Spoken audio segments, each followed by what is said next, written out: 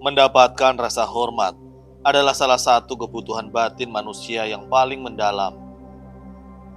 Namun rasa hormat yang sejati tidak lahir dari status, kekuasaan, atau paksaan. Ia tumbuh dari bagaimana kita bertindak, berpikir, dan membawa diri dalam kehidupan sehari-hari.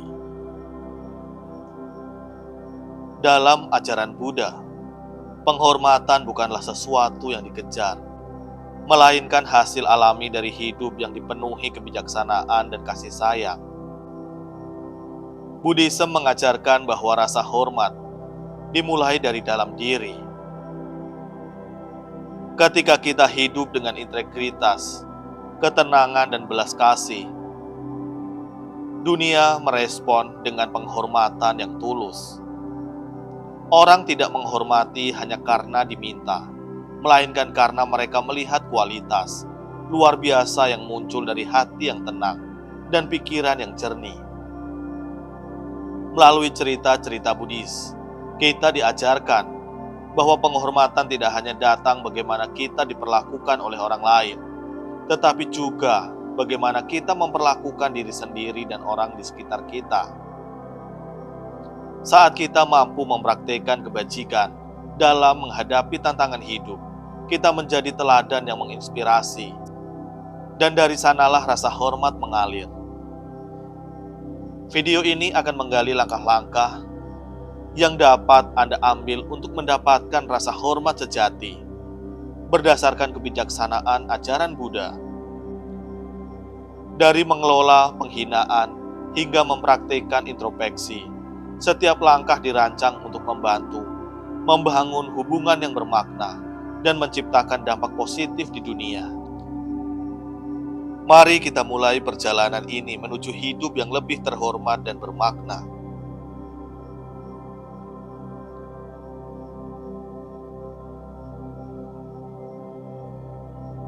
Satu, mengelola penghinaan dengan bijak. Dalam ajaran Buddha, cara kita menghadapi penghinaan mencerminkan kekuatan batin kita. Ada sebuah kisah ketika Buddha menghadapi seseorang yang mencaci makinya. Tanpa emosi, Buddha bertanya, "Jika seseorang memberi Anda hadiah dan Anda menolaknya, kepada siapa hadiah itu kembali?" Orang tersebut menjawab, "Kepada pemberinya." Dengan lembut, Buddha menjelaskan bahwa penghinaan yang tidak diterima akan tetap menjadi milik si pemberi tanpa mempengaruhi penerima. Kisah ini mengajarkan bahwa penghinaan hanya akan berdampak jika kita mengizinkannya masuk ke dalam hati. Kebijaksanaan Buddha menunjukkan pentingnya mengontrol reaksi emosional kita. Ketika kita tidak bereaksi terhadap kata-kata kasar, kita tidak hanya melindungi kedamaian batin, tetapi juga menunjukkan bahwa kita tidak tergoyahkan oleh tindakan negatif orang lain. Namun, tidak mudah untuk menolak penghinaan secara langsung. Pengendalian diri membutuhkan latihan kesadaran dan ketenangan pikiran. Dalam menghadapi situasi ini, tanyakan pada diri sendiri, apakah respon emosional saya akan menyelesaikan masalah atau justru memperpanjang konflik? Dengan refleksi seperti ini, kita melatih diri untuk tidak menjadi korban emosi kita sendiri. Ketika kita menolak bereaksi secara impulsif, kita menunjukkan keunggulan moral dan ketenangan yang dihormati oleh orang lain. Sebaliknya, jika kita merespon penghinaan dengan kemarahan, kita justru memperkuat kendali si pemberi penghinaan atas diri kita. Mengelola penghinaan dengan bijak adalah langkah menuju kebebasan dari pengaruh negatif. Ingatlah, penghinaan hanyalah hadiah yang bisa Anda tolak-menolak.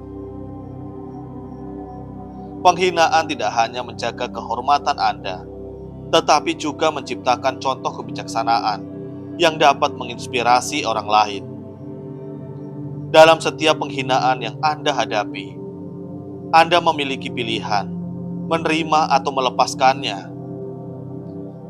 Pilihan yang bijak akan membawa Anda pada rasa hormat sejati.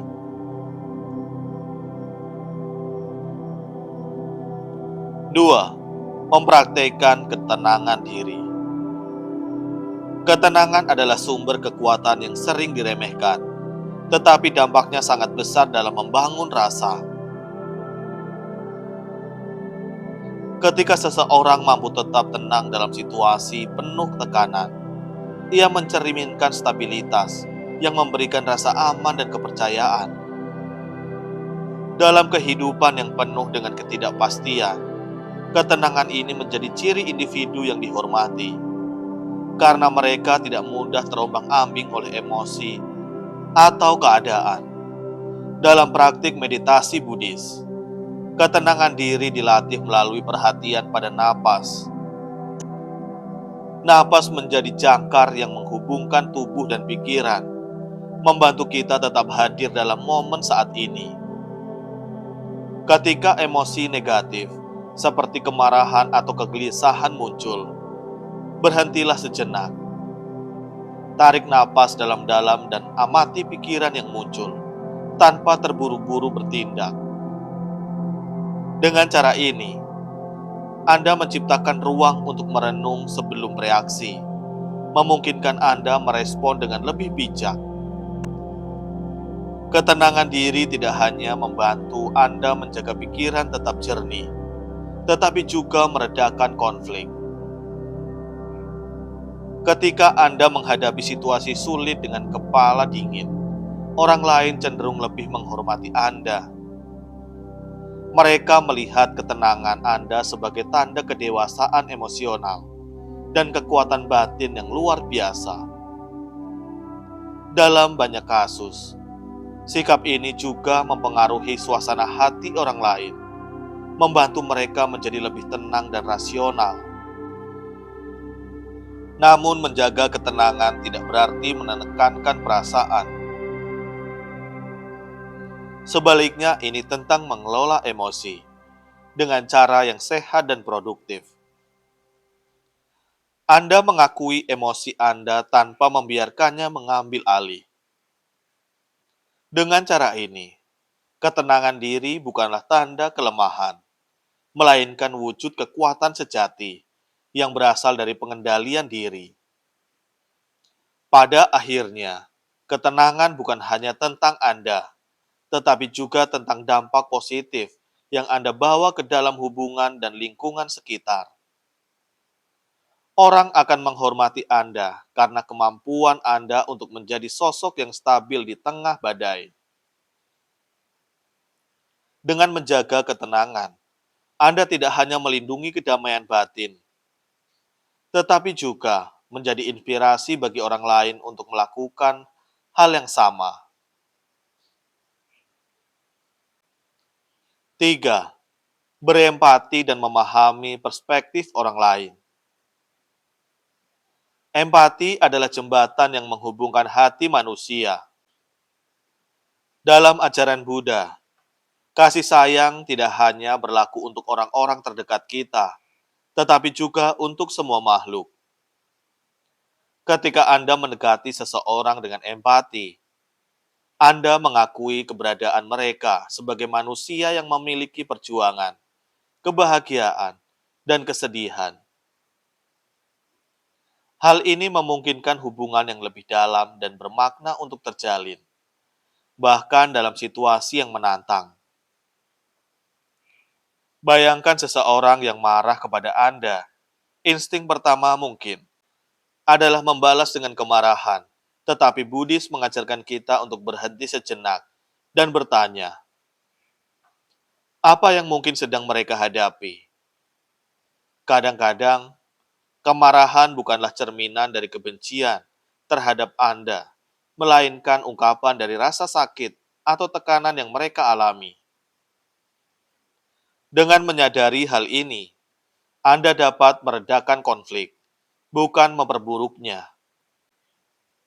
Memahami perspektif orang lain tidak berarti Anda menyetujui semua yang mereka lakukan, tetapi ini adalah tindakan pengakuan atas kemanusiaan mereka. Dengan berusaha melihat dunia melalui mata orang lain, Anda menciptakan ruang untuk dialog, bukan penilaian. Empati membuka jalan bagi hubungan yang lebih tulus, di mana kedua belah pihak merasa dihargai dan dipahami. Dalam setiap tindakan, empati, Anda juga menciptakan dampak yang meluas. Orang yang merasa dimengerti lebih cenderung menghormati Anda, dan mereka mungkin terinspirasi untuk menunjukkan empati kepada orang lain. Ini adalah siklus positif yang mengubah hubungan sederhana menjadi fondasi saling pengertian yang kuat. Pada akhirnya, empati adalah kekuatan yang mampu menyentuh hati orang lain. Ketika Anda meluangkan waktu untuk mendengarkan tanpa menghakimi, memahami tanpa prasangka, dan mencintai tanpa syarat, Anda tidak hanya memberikan rasa hormat, tetapi juga menerima rasa hormat yang tulus sebagai balasannya. Dunia menjadi lebih indah ketika kasih sayang menjadi bahasa universal yang menghubungkan kita semua.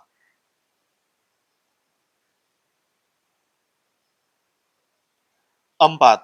Introspeksi dan perbaikan diri. Buddha mengajarkan bahwa perjalanan menuju kebijaksanaan dimulai dari dalam diri. Sebelum kita mengkritik kesalahan orang lain, penting untuk melihat ke dalam hati dan pikiran kita sendiri. Dalam Dhammapada, Buddha berkata, lebih mudah melihat kesalahan orang lain daripada melihat kesalahan diri sendiri.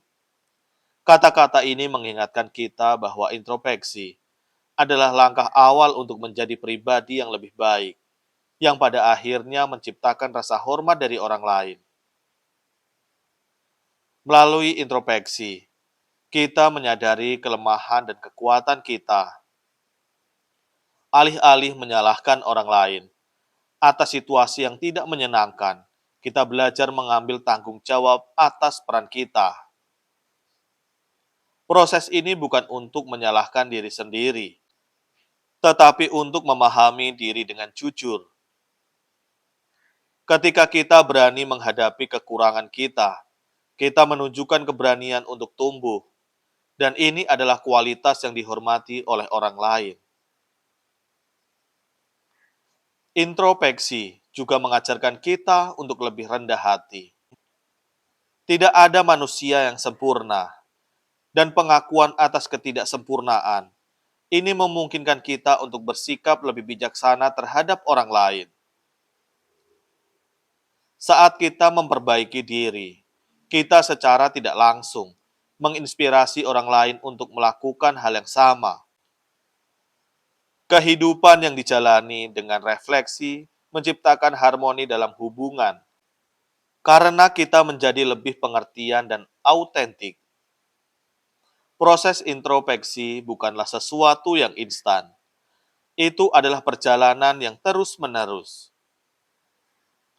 Namun setiap langkah kecil menuju kebaikan diri membawa dampak besar, baik untuk diri sendiri maupun orang di sekitar. Dengan menunjukkan komitmen terhadap pertumbuhan pribadi, kita membangun rasa hormat yang sejati dari mereka yang melihat usaha kita. Pada akhirnya, introspeksi adalah cermin cinta terhadap diri sendiri dan orang lain. Ketika kita memperbaiki diri, kita tidak hanya menjadi lebih baik untuk diri sendiri, tetapi juga bagi dunia di sekitar kita. Orang menghormati mereka yang berani melihat ke dalam, mengakui kekurangan, dan dengan penuh dedikasi berusaha menjadi versi terbaik dari diri mereka. 5. Menjadi teladan melalui tindakan positif. Dalam ajaran Buddha, Tindakan memiliki kekuatan yang jauh lebih besar daripada kata-kata. Ketika seseorang berbicara tentang integritas, kejujuran atau kebaikan, itu hanyalah ide. Namun saat tindakan nyata mencerminkan nilai-nilai ini, barulah makna sejati dari kebajikan itu terasa. Buddha sendiri adalah teladan hidup dari ajaran yang dia temukan, menunjukkan bahwa keteladanan adalah salah satu cara paling efektif untuk menginspirasi dan mendapatkan rasa hormat. Tindakan positif yang konsisten menciptakan kepercayaan. Orang lain akan menghormati mereka yang mampu menunjukkan keberanian untuk hidup sesuai prinsip, bahkan di tengah godaan untuk bertindak sebaliknya. Ketika Anda bisa diandalkan untuk melakukan hal yang benar, tidak peduli seberapa sulitnya, orang di sekitar Anda tidak hanya menghormati, tetapi juga mengagumi kekuatan moral Anda. Namun menjadi teladan tidak berarti harus sempurna. Ini tentang bagaimana Anda bangkit kembali ketika jatuh dan belajar dari kesalahan. Ketika orang melihat perjuangan Anda untuk terus memperbaiki diri dan memberikan kontribusi positif pada dunia, mereka akan terinspirasi untuk melakukan hal yang sama. Keteladanan Anda menjadi semacam cahaya, membimbing mereka menuju jalan yang lebih baik. Dalam masyarakat, tindakan positif sekecil apapun dapat meninggalkan jejak besar, mulai dari bersikap jujur dalam interaksi sehari-hari, menunjukkan rasa peduli, hingga membantu tanpa pamrih. Semua ini menunjukkan kepada orang lain bahwa kebaikan itu nyata. Perbuatan ini bukan hanya refleksi dari nilai-nilai pribadi Anda, tetapi juga fondasi untuk membangun hubungan yang dihormati. Pada akhirnya, tindakan positif adalah bahasa universal yang menyentuh hati orang lain tanpa perlu kata-kata. Ketika Anda menjalani hidup dengan konsistensi, Anda tidak hanya membangun reputasi, tetapi juga menciptakan warisan rasa hormat yang akan dikenang.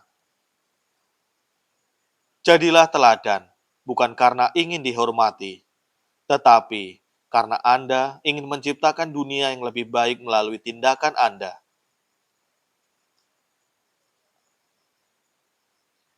Rasa hormat sejati tidak datang dari kekuasaan atau paksaan, tetapi dari bagaimana kita menjalani hidup dengan kebijaksanaan, kasih sayang, dan ketenangan.